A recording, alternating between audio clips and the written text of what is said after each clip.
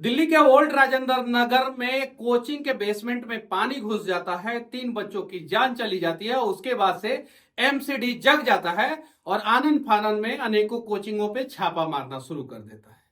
जब परमिशन देने की बारी आती है तो उस समय पैसा लेके परमिशन दे देते हैं, लेकिन जब इन अधिकारियों का गर्दन फंसना शुरू हो जाता है तो ये बेवजह जो है कोचिंग संचालकों के ऊपर छापा मार के जो है उन्हें परेशान करना शुरू कर देते हैं।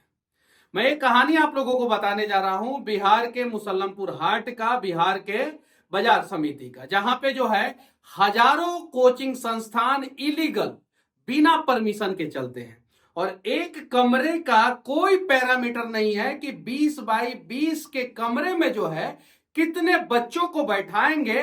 गाजर मूली की तरह बच्चों को बिठा के जो है वहां पे कोचिंग चलाया जाता है, लेकिन वहां पे कोई छापा नहीं पड़ रहा है। वहां पे इसलिए छापा नहीं पड़ रहा है क्योंकि अभी पटना के मुसल्लमपुर हाट में या बाजार समिति में इस प्रकार का घटना नहीं घटा। देखिए, भारत का संविधान समानता का अधिकार देता है और हर जगह जो है एक प्रकार की कार्रवाई फिर क्यों नहीं करता है।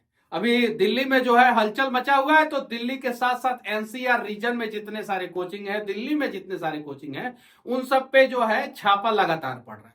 अभी छापा का रिजल्ट क्या होने वाला है मैं आप लोगों को बता देना चाहता हूं। जब तक ये हंगामा रहेगा तब तक अधिकारी दिखाएंगे कि हम छापा मार रहे हैं, हंगामा खत्म, कुछ पैसा लेके जो है सारा का सारा सेटलमेंट हो जाएगा। आपने क्या पैरामीटर तय किया है कि एक 20 बाई 10 के कमरे में कितने स्टूडेंट को मैक्सिमम बैठा के पढ़ाया जा सकता है, या 50 बाई 40 के कमरे में कितने स्टूडेंट को बैठा के पढ़ाया जा सकता है? इसका आपने कोई पैरामीटर तय नहीं किया है। जबकि एक ट्रेन के बोगी में भी फिक्स रहता है इतना ही सीट रहेगा और उस सीट के अलावा जो है एक्स्ट्रा लोग पहले बैठा करते थे। अब रेलवे ने नया नियम लगा दिया कि वेटिंग टिकट नहीं देंगे, आरएसी तक ही देंगे, तो वो संख्या धीरे धीरे कम हो रही। लेकिन आपने कोचिंग में तय किया है, बिहार की राजधानी पटना में सिस्टम ने अपने आंखों पे पैसा का ऐसा पट्टी बांधा है कि जिसके बारे में आप सोच भी नहीं सकते। जब परेशान करना होता है कोचिंग वालों को तो जीएसटी का रेड और ना जाने फलाना ठिकाना, ये सारा चीजें खूब खेल होता है। इन सारी चीजों से हम लोग वाकिफ है, जानते हैं। चलिए ठीक है, आप पैरामीटर तो तय कीजिए। आपने कोई पैरामीटर तय नहीं किया है। और जो मुखर्जी नगर में कोचिंग है उसमें आपने पैरामीटर तय किया है क्या कि ये जो बिल्डिंग है 3000 स्क्वायर फीट का है और इस 3000 स्क्वायर फीट के बिल्डिंग में जो है इतने ही बच्चे जो है वो पढ़ सकते हैं? इसका तो कोई पैरामीटर तय नहीं है। जबकि फायर का नियम होता है कि अगर इस अपार्टमेंट में इतना फ्लैट है और पर फ्लैट में एवरेज अगर 5 लोग रहते हैं तो फायर के लिए इतना चौड़ा सीढ़ी चाहिए। ये तो नियम है, सिविल इंजीनियर हूं, मुझे पता है ये नियम है। लेकिन यहां पे तो कोचिंग में तो कोई नियम नहीं है, सारे नियम का धजिया उड़ाया जाता है। एक एक नियम मैं आप लोगों के सामने लेके आऊंगा, एक एक नियम। अगर कार्रवाई करना है तो आप हर एक पैरामीटर पे कार्रवाई कीजिए, वरना कार्रवाई मत कीजिए। पैसा उगाही के लिए आप लोग कार्रवाई मत कीजिए, कोचिंग संचालकों को परेशान करने के लिए कार्रवाई मत कीजिए, वरना नियम लगाइए सब पे। नहीं तो जो बड़े बड़े कोचिंग संचालक हैं वो तो अपने रसूख का फायदा उठा लेते हैं और परेशान बेचारे वो कोचिंग संचालक होते हैं जो कम पैसे में बच्चे को आसानी से पढ़ाने का प्रयास करते हैं। अब एगो कोचिंग सेम पढ़ाई पढ़ा रहा है जहां पे 600 लड़का को रख के जो है 2 लाख रुपया फीस 1 साल का ले रहा है, और एक कोचिंग अपने कोचिंग में 50 लड़का को रख के जो है वो 50,000 रुपया फीस ले रहा है। पढ़ाई दोनों सेम पढ़ा रहे हैं, लेकिन एक कोचिंग के पास भीड़ ज्यादा है। काहे कि उस कोचिंग का एक पर्टिकुलर टीचर जो है वो बहुत फेमस हो गया। अब जब वो टीचर फेमस हो गया है तो वो टीचर अब पढ़ाना भी छोड़ दिया, पढ़ाता भी नहीं है। उसके कोचिंग का रिजल्ट भी डाउन हो गया है। रिजल्ट जब आता है तो वो दूसरे किसी बच्चों को जो है खरीद के पैसा दे दे के जो है ना वो पेपर में फोटो छपवा देता। होता है कि नहीं ऐसा? संदीप माहेश्वरी एक यूट्यूबर हैं जो यूट्यूब जो है अपना मोनेटाइज नहीं करके रखे हैं, पूरा फ्री रखे हैं। उनका जब मैंने वीडियो देखा तो उन्होंने बताया कि कैसे फेमस शिक्षक दिल्ली में जो है वो अपने प्रसिद्धि का जो है नाजायज फायदा उठा के बच्चों के भविष्य के साथ खिलवाड़ करते। एक सब्जेक्ट में फेमस है और फेमस होने के बाद जो है उन लोगों ने जो है वो वीडियो बनाना शुरू कर दिया और क्लास में जो है कभी बच्चों को पढ़ाते नहीं है। और बच्चों को जब क्लास में पढ़ाने आते हैं तो सिर्फ और सिर्फ सब्जेक्ट के अलावा बाकी हर चीज बताते हैं, सब्जेक्ट के बारे में कुछ नहीं बताते। चूंकि अब ये टीचर फेमस है तो ये लोग क्या करते हैं, यूपीएससी, बीपीएससी, एमपीएससी या कोई भी स्टेट का पीएससी के बारे में मैं बता रहा हूं, ये लोग जब रिजल्ट आता है तो बच्चों को जो है जाके जो है कन्वेंस करके पैसे देके खूब होता है, ये सारी बातें आप लोगों को पता है, और अपने कोचिंग के नाम पे छपवा देते। अब सपोज एक कोचिंग में 50 लड़का पढ़ रहा है और उस 50 में से 10 लड़का सक्सेस हो गया, और एक कोचिंग में 500 लड़का पढ़ रहा है और उस 500 में 20 लड़का सक्सेस हो गया, तो अगर परसेंटेज सक्सेस रेशियो देखा जाए तो ये 50 वाले का ज्यादा है, वो 500 वाले का कम है। लेकिन 500 वाला चूंकि ज्यादा पैसा कमा रहा है तो अधिकारियों के मुंह में ज्यादा पैसा ठूसता है। अब वो ज्यादा पैसा ठूसता है तो जो कम पैसे में गरीब बच्चों को आसानी से पढ़ाते हैं उनके कोचिंग में ज्यादा रेट होता है। अब दिखाने के लिए कभी कभी कुछ बड़े कोचिंग संचालकों का जो 50 गो ब्रांच है तो उसमें से 49 गो ब्रांच को नहीं छेड़छाड़ किया जाता है, लोग आवाज ना उठाए इसलिए एक गो ब्रांच पे रेड हो जाता है झूठ मूठ का। ये सारी सच्चाई जो है मुझे कोचिंग संचालक ही बता रहे हैं, जो छोटे कोचिंग संचालक हैं जो परेशान है। विनती है आप लोगों से, पैरामीटर तय कीजिए, एक पैरामीटर तय कीजिए, और पैरामीटर को फुलफिल करने की जिम्मेवारी और जवाबदेही वो छोटे कोचिंग संचालक से लेकर बड़े कोचिंग संचालक सबकी होगी। लेकिन जैसे आप पैरामीटर तय कर देंगे वैसे ही आपको पैसा मिलना खत्म हो जाएगा, क्योंकि इस पैरामीटर को फुलफिल कीजिए तो पैसा कहा देंगे हम, भाई हम तो पैरामीटर को फुलफिल कर रहे हैं।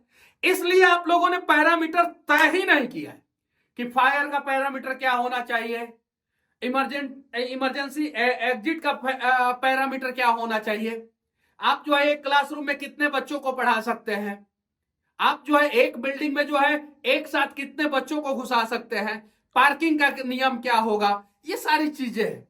मैं विनती करना चाहता हूं कि इन सारे नियम, इन सारे पैरामीटर पे जो है दिल्ली एमसीडी और देश का हर एक शहर का जो नगर निगम है वो पैरामीटर तय करे। और आज वर्तमान समय में सबसे ज्यादा जरूरी जो है वो कोटा, दिल्ली का मुखर्जी नगर, ओल्ड राजेंद्र नगर, और पटना का जो मछली बाजार बन चुका है, जहां पे आ जाओ भाई, आ जाओ मेरे कोचिंग में आ जाओ, फराटेदार बोलना सीखो, ये करो वो करो, ऐसे ऐसे जो मछली बाजार बन चुका है, बाजार समिति और मुसल्लमपुर हाट। उसके अलावा हर एक राज्य में कोई ना कोई पर्टिकुलर जगह होता है जहां पे ज्यादा कोचिंग संस्थानें होती है।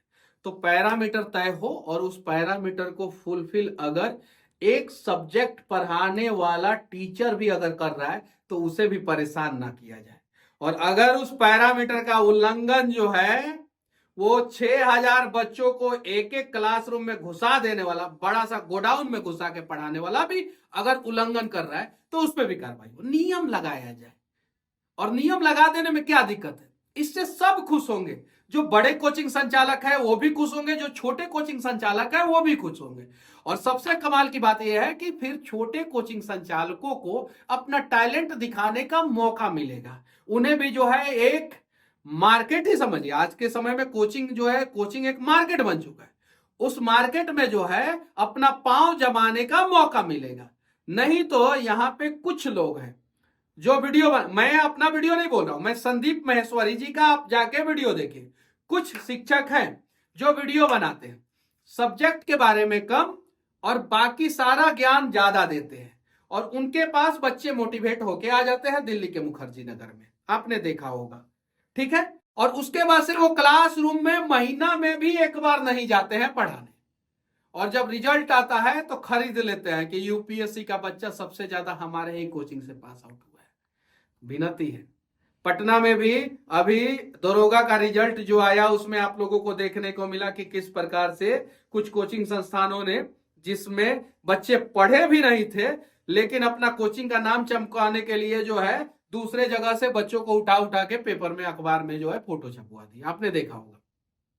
तो इन सब पे भी पैरामीटर बनना चाहिए कि अगर आपके कोचिंग में देखिए, ये तो झूठ हो गया, गुमराह करना हो गया। जैसे बाबा रामदेव के खिलाफ जो है सुप्रीम कोर्ट में कोई चला गया तो रामदेव बाबा पे जो है कार्रवाई हो गया, इस पे भी जो है मैं कुछ वकीलों से विनती करना चाहता हूं, हाथ जोड़ के विनती करना चाहता हूं कि आप लोग सुप्रीम कोर्ट का दरवाजा खटखटाइए कि कैसे कोचिंग संस्थान किसी बच्चे को पढ़ाते भी नहीं है और अखबार में फोटो छपवा देते हैं कि हमने इस बच्चे को पढ़ाया है। इस पे भी इससे क्या होता है कि बड़े कोचिंग संस्थानों के पास ज्यादा पैसा होता है, आसानी से जो है वो अपना मार्केटिंग कर लेते हैं। हर संडे को 30 लाख रुपया का ऐड एक अखबार में देते हैं और वैसे वैसे 4-4 5-5 अखबार में दे देते हैं। वो जो है पैसे की उगाही कर लेते हैं और जो छोटे कोचिंग संस्थान है जो ईमानदारी से अपने बच्चे को पढ़ाते हैं उनको जो है वो अपना पंख पसारने का, अपना जो है चीजों को जो है बच्चों तक पहुंचाने का मौका नहीं मिल पाता। तो इस पे भी जो है एक गाइडलाइंस बनना चाहिए। बाकी मेरा ये वीडियो आप लोगों को कैसा लगा, कोचिंग संस्थानों में क्या क्या सुधार होना चाहिए, फी स्ट्रक्चर का पैरामीटर फिक्स होना चाहिए कि नहीं होना चाहिए, कि ये कोचिंग चाहे कितना भी फेमस काहे ना हो जाए, ये कोचिंग अगर ये सब्जेक्ट पढ़ा रहा है तो मिनिमम फी इतना होना चाहिए और मैक्सिमम फी इतना होना चाहिए। मिनिमम मैक्सिमम दोनों फिक्स कर दीजिए।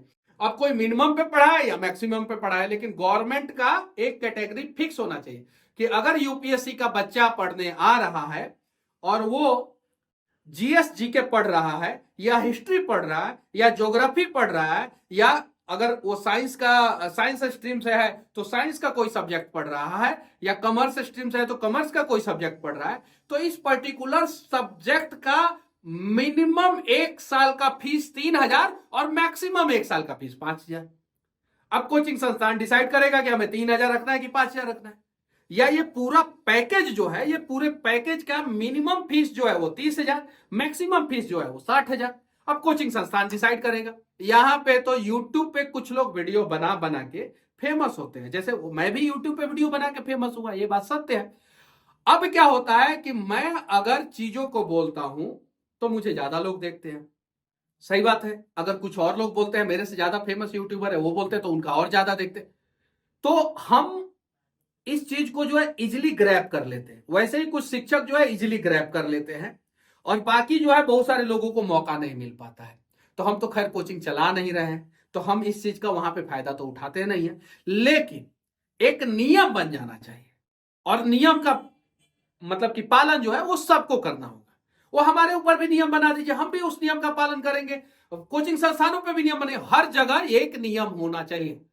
बाकी आप लोगों का राय क्या है इस पे, आप लोग कमेंट बॉक्स में अपना राय जरूर रख सकते हैं। जय हिंद।